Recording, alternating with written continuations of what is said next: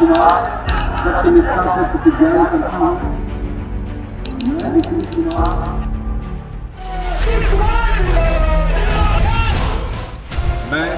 नीतीश कुमार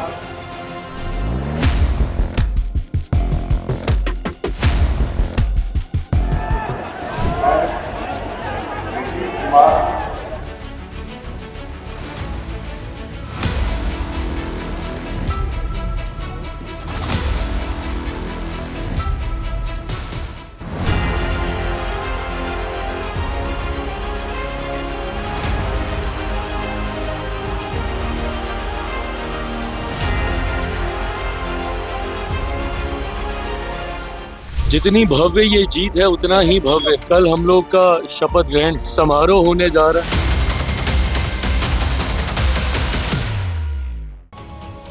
ताजा तस्वीर तो इसी बात पर मुहर लगा रही है कि नीतीश थे, नीतीश हैं और नीतीश ही रहेंगे। बिहार की जनता को सीएम के तौर पर नीतीश का ये 10वां नमस्कार होगा। दरअसल नीतीश कुमार ने किसी और का नहीं बल्कि खुद अपना रिकॉर्ड तोड़ा है। वो पहले ही सबसे ज्यादा बार शपथ लेने वाले सीएम बन चुके हैं और 2025 के विधानसभा चुनाव में प्रचंड जीत दर्ज करके नीतीश कुमार 10वीं बार शपथ लेने जा रहे हैं। लेकिन कभी वो दौर भी था जब खुद उनकी ही पार्टी के शीर्ष नेता उन्हें नेतृत्व के योग्य मानने को तैयार नहीं थे। दिलचस्प बात यह है कि उस वक्त सत्ता के सिंहासन तक नीतीश कुमार के लिए रास्ता उनकी पार्टी के किसी नेता ने नहीं बल्कि सहयोगी दल के एक दिग्गज रणनीतिकार ने तैयार किया था और तब से लेकर अब तक नीतीश ने पीछे मुड़कर नहीं देखा। ऐसा लगता है कि बिहार मतलब नीतीश कुमार हो गया है, वरना कहां किसी ने सोचा था कि नीतीश के नाम पर एनडीए बिहार में ऐतिहासिक जीत हासिल करेगा। आज नीतीश कुमार को एनडीए ने विधायक दल का नेता चुन लिया है और कल पटना के गांधी मैदान के भव्य समारोह में नीतीश कुमार शपथ लेंगे। आपकी स्क्रीन पर मौजूद ये तस्वीरें बुधवार शाम करीब 4 बजे की हैं, जब नीतीश कुमार अपनी भावी टीम के साथ बिहार विधानसभा के भीतर दाखिल हो रहे थे। विश्वास से भरी मुस्कान और बम्पर जीत का अभिमान नीतीश के चेहरे पर साफ दिखाई दे रहा था। ये तस्वीरें इस बात की गवाही दे रही थी कि बिहार की राजनीति में अगर कुछ निश्चित है तो वो है नीतीश। आप जान लीजिए कि अब पहले से तो अपना राज्य अच्छा बढ़ रहा है और खूब आगे बढ़ेगा। अब पहले वाला सब क्या किया था जी? कोई काम किया था पहले वाला? और उसका जब 5 में हम लोग आए हैं तो 6 से तो हम लोगों ने सब कुछ करना शुरू किया। तो इसीलिए हम तो यही कहेंगे कि अब इस बार तो और ज्यादा विकास हो। पूरे बिहार में एक भूचाल है, एक खुशी का लहर दौड़ रहा है और फिर से 10वीं बार एक ऐसा व्यक्ति जिसका चेहरा सबको प्यारा है। नीतीश कुमार मुख्यमंत्री थे, हैं और आज पूरा हो गया, रहेंगे।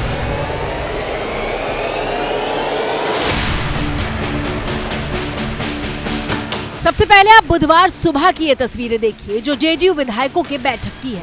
बैठक में ललन सिंह ने नीतीश कुमार को फूलों का गुलदस्ता देकर उनका स्वागत किया। नीतीश के 85 विधायकों ने चुनाव में जीत दर्ज की है और नीतीश कुमार उन तमाम विधायकों से मिल रहे थे। पहले हाथ जोड़कर सबका अभिवादन किया और फिर नई पारी के लिए अपने विधायकों को शुभकामनाओं के साथ संदेश दिया। नीतीश कुमार जब जीते हुए विधायकों से मिल रहे थे तो उसी दौरान कोमल सिंह उनका पैर छूकर आशीर्वाद लेती हैं। सफेद रंग का सूट पहने और शॉल ओढ़े ये गाय घाट से पहली बार विधायक बनी 30 साल की कोमल सिंह हैं, जिनकी मां वीणा सिंह लोकसभा सांसद हैं और एलजेपी रामविलास के कोटे से जीतकर संसद पहुंची थी। वहीं पिता दिनेश प्रसाद सिंह जेडीयू कोटे से विधान परिषद के सदस्य हैं।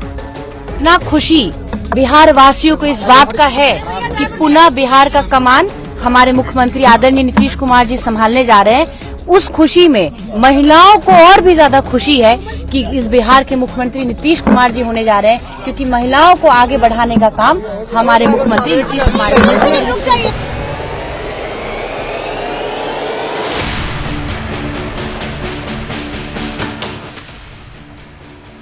बिहार की राजनीति में बुधवार की सुबह बहुत खास रही, क्योंकि एक तरफ नीतीश कुमार को जेडीयू विधायक दल का नेता चुना जा रहा था तो दूसरी तरफ पटना में बीजेपी विधायक दल की बैठक में सम्राट चौधरी को नेता और विजय सिन्हा को उपनेता चुना गया था।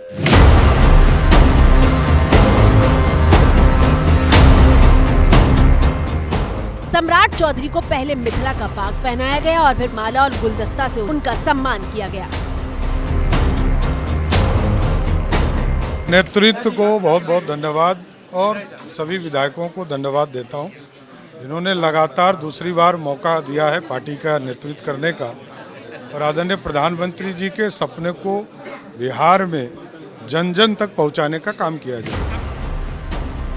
गौरतलब है कि सम्राट चौधरी और विजय सिन्हा पिछले कार्यकाल में भी डिप्टी सीएम थे और दोनों को दोबारा उनके पदों पर बरकरार रखा गया है। माना जा रहा है कि इस जोड़ी ने बीजेपी को बिहार में भारी जीत दिलाई है और इसीलिए इस विनिंग कॉम्बिनेशन को छेड़ा नहीं गया है। सम्राट चौधरी जी को नेता और विजय सिन्हा जी को उपनेता का चयन किया है, विकसित बिहार के सपना को पूरा करना। बहुत बहुत बधाई दोनों नेता को, माननीय सम्राट चौधरी, माननीय विजय सिन्हा को। दोनों फिट भी हैं और आने वाले समय में हिट भी होंगे। और यह जीत का भारतीय जनता पार्टी के नाते चौका है।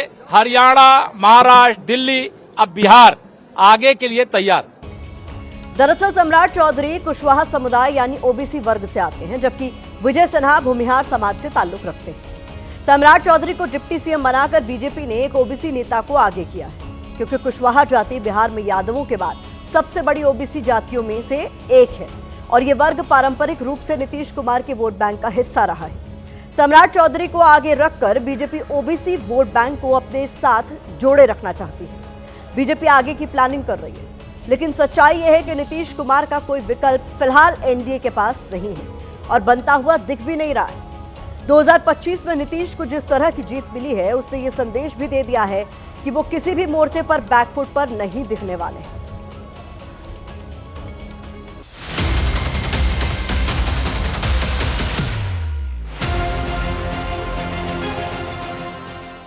तस्वीरें एनडीए विधायक दल की बैठक की हैं, जहां बीजेपी, जेडीयू, जीतन राम मांझी की हम, चिराग पासवान और उपेंद्र कुशवाहा यानी तमाम घटक दलों ने मिलकर 2025 के लिए नीतीश को अपना नेता चुना है।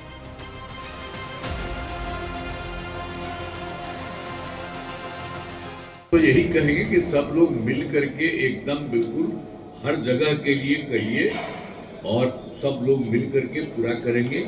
और केंद्र का जो सहयोग हो रहा है उनके चलते तो और भी ज्यादा होने वाला है। तो ये सब मिल करके बहुत आगे बढ़ने वाला है। नीतीश कुमार जी फिर से हमारे मुख्यमंत्री के रूप में हम लोग के लिए, बिहार के लिए बहुत बड़ा है। एनडीए के लिए इसके साथ ही 10वीं बार नीतीश की शपथ का रास्ता साफ हो गया।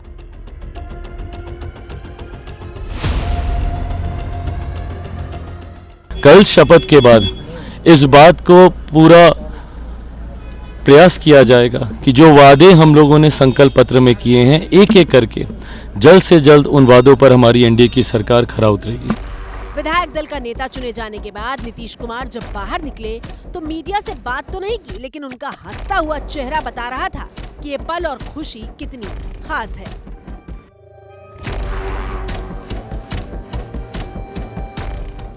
विधायक दल का नेता चुने जाने के कुछ देर बाद नीतीश कुमार सीधे राजभवन रवाना हुए और इस्तीफा देने के बाद नई सरकार के गठन के लिए विधायकों की समर्थन की चिट्ठी राज्यपाल को सौंप दी।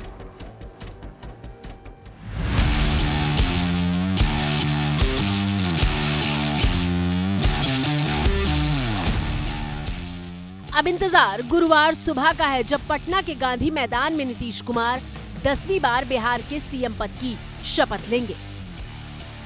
सबसे पहले मैं वो मंच दिखाना चाहूंगी जिस मंच से नीतीश कुमार सीएम पद की शपथ लेंगे और ये तैयारियों की तस्वीर है जो मैं आपको इस वक्त दिखा रही हूँ, किस तरीके से पंडाल जो है वो बन रहा है और तैयारियां चल रही हैं। इसके अलावा गांधी मैदान साक्षी बनेगा। तकरीबन 1 लाख से ज़्यादा लोग यहाँ पहुँचेंगे जब नीतीश कुमार शपथ लेंगे, देखने के लिए शपथ ग्रहण समारोह के लिए।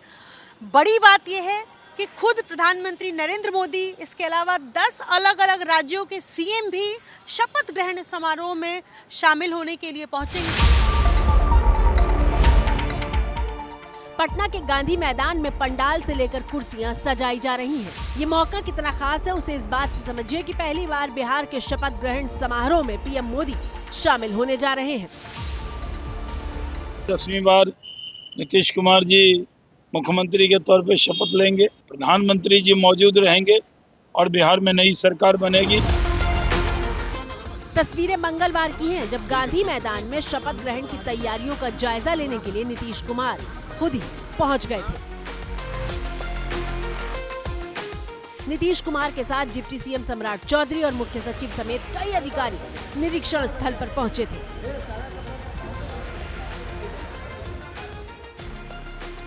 ये पटना का वही गांधी मैदान है जहां साल 2015 में नीतीश कुमार ने आखिरी बार शपथ ली थी। नीतीश कुमार सत्य निष्ठा से प्रतिज्ञा करता हूं कि मैं विधि द्वारा स्थापित भारत के संविधान के प्रति सच्ची श्रद्धा और निष्ठा रखूंगा। गांधी मैदान में 10 साल पहले साल 2015 में शपथ इसलिए हुई थी क्योंकि इसके बाद 2017, 2020, 2022 और 2024 में नीतीश कुमार की शपथ राजभवन के भीतर ही हुई थी।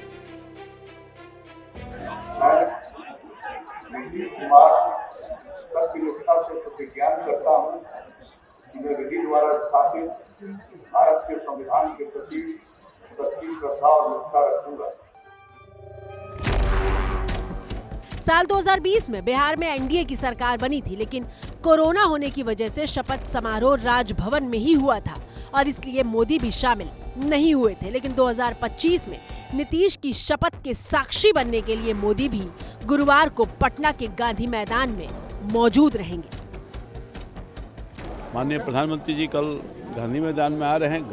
काफ़ी आकर्षक कार्यक्रम है, बहुत लोग आएंगे और उनका भाषण सुनेंगे, उनकी बात को सुनेंगे, उनका आशीर्वाद उनको देगा लोग, फिर देने का काम करेंगे। बहुत उत्साह है लोगों में। जेडीयू बम्पर जीत के बाद फुल कॉन्फिडेंस में है और दावा कर रही है कि जेडीयू के मंत्री भी इस बार पहले से ज्यादा होंगे। इस बार हमारी संख्या दोहरी हुई है, लिहाजा हमारा मंत्रिमंडल में जो प्रतिनिधित्व है वो भी बढ़ेगा, इसमें तो राय नहीं। सभी घटक दल इस राय के हैं कि महिलाओं को प्रोपोर्शनल रिप्रेजेंटेशन मिलना चाहिए। उनके इफेक्टिव मतदान की वजह से ये संभव है।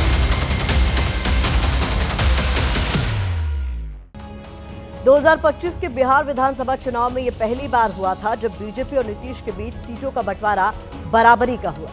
दोनों ही 101 सीटों पर चुनाव लड़े थे। चुनाव से पहले नीतीश कुमार को एनडीए की कमजोर कड़ी कहा जा रहा था, लेकिन 5वीं बार बिहार ने नीतीश के हाथ में कमान सौंप दी। देश की राजनीति में ऐसा कम ही होता है जब कोई राजनेता इतने लंबे वक्त तक बहुमत के साथ सत्ता में वापसी करता रहे। लेकिन नीतीश कुमार के बिहार की सत्ता के सबसे अहम खिलाड़ी बनने का यह सिलसिला साल 2000 में शुरू हुआ था, जब नीतीश कुमार को सिर्फ 7 दिन के बाद बिहार के सीएम की कुर्सी छोड़नी पड़ी थी। ऐसे मुख्यमंत्री के रूप में अपने कर्तव्यों के उचित निर्वहन के लिए ऐसा करना अपेक्षित हो। अन्य अवस्था में तस्वीरें 25 साल पहले साल 2000 की हैं, जब नीतीश कुमार बिहार के सीएम पद की शपथ ले रहे थे और बाहर लालू यादव की पार्टी आरजेडी इसका विरोध कर रही थी। पहाड़ टूट रहा था क्या? ये जानते थे कि इसको माइनॉरिटी में ओथ जबरदस्ती करा दो ताकि तोड़ फोड़ करने का मौका मिले। ये तो गला घोटा गया है।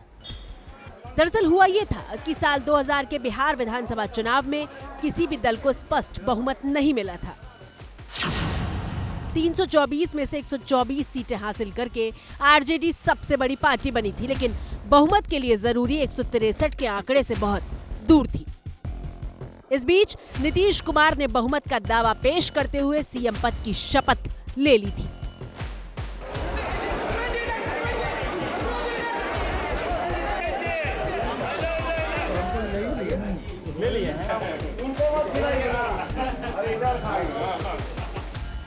इन सब लोगों का लिखित समर्थन दिया है और अभी एक और पार्टी की तरफ से पत्र उसके बाद आ गया है, फिर और निर्दलीय लोगों का समर्थन भी प्राप्त हो गया है। जश्न मनाया गया, मिठाई खिलाई गई, लेकिन नीतीश कुमार बहुमत साबित नहीं कर पाए थे और 7 दिन बाद उन्हें इस्तीफा देना पड़ा था। 7 दिन का एम्बैरेसमेंट मेरा इसलिए हुआ कि कांग्रेस पार्टी ने समय के पहले तय नहीं किया था। अगर वो पहले ही आरजेडी को सपोर्ट घोषित किए होते तो उनकी संख्या ज्यादा होती तो वो सरकार बनाते। हमको 7 दिन के लिए वो जो बार बार कहा जाता है वो एम्बैरेसमेंट से हम बच जाते। इसके बाद लालू यादव बहुमत जुटाने में सफल हुए और साल 2000 में राबड़ी देवी बिहार की सीएम बन गई थी।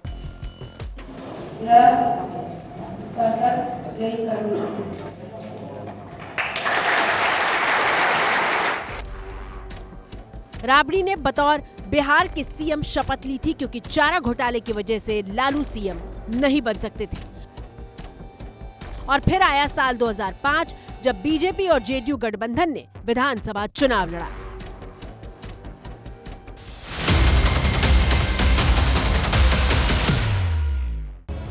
वैसे इस पूरी कहानी में दिलचस्प बात यह है कि बीजेपी नीतीश को सीएम फेस बनाने के लिए तैयार थी, लेकिन उनकी अपनी पार्टी जेडीयू इसके खिलाफ थी। आडवाणी जी ने अरुण जेटली को यह जिम्मा सौंपा था कि नीतीश के नाम पर जेडीयू को तैयार किया जाए और फिर अरुण जेटली और जॉर्ज फर्नांडिस की लंबी बैठक के बाद नीतीश के नाम पर सहमति बनी थी। सिद्धांत से तो कोई समझौता आज की तारीख तक नहीं किया है और आगे भी नहीं करेंगे।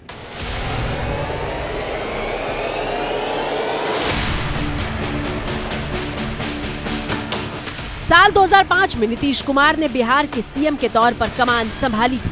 किस्सा तो ये भी है कि नीतीश कुमार ने अपनी पहली प्रेस कॉन्फ्रेंस में कहा था कि वो बिहार में कानून का राज लागू करेंगे, तो कुछ पत्रकारों की हंसी छूट गई थी। लेकिन नीतीश ने न सिर्फ अपराध पर शिकंजा कसा, बल्कि सड़क से लेकर बिजली और शिक्षा तक के लिए बहुत काम किया। साल 2006 में नीतीश ने कक्षा 9 की छात्रों को साइकिल बांटने की योजना शुरू की थी। स्कूली छात्राओं को साइकिल खरीदने के लिए 2000 रुपए दिए जाते थे। इस योजना की वजह से साल 2006 से 2014 तक स्कूली छात्राओं के बीच स्कूल छोड़ने की दर में भारी गिरावट दर्ज की गई थी।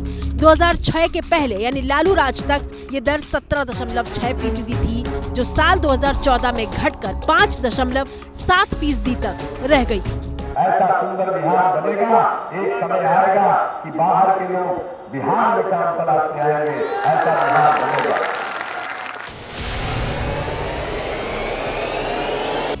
और अब ताजा तस्वीर यह है कि साल 2005 से लेकर अब तक नीतीश कुमार ने भले ही बार बार पलटी मारी हो, कभी एनडीए तो कभी महागठबंधन का दामन थामा हो, लेकिन बिहार ने नीतीश का साथ नहीं छोड़ा।